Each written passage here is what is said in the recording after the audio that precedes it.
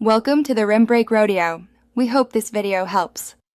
You start now, skim surface thoroughly and pull any floating debris into a bucket.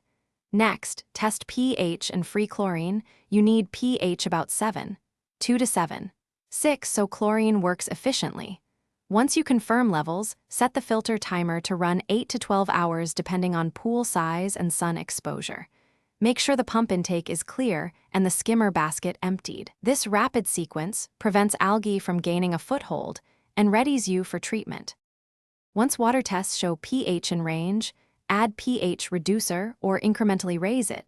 You must balance before shocking, because chlorine is far more effective at correct pH.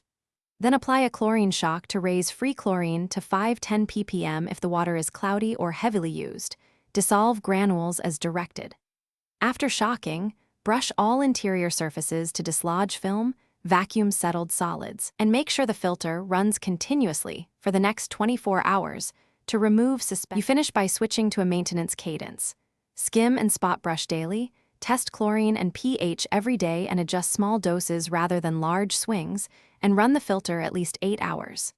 Weekly, clean or replace the filter cartridge and backwash if applicable.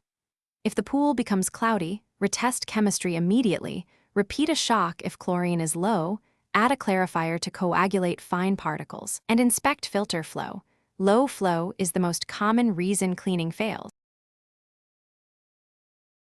Thanks for watching. Consider subscribing if we helped you.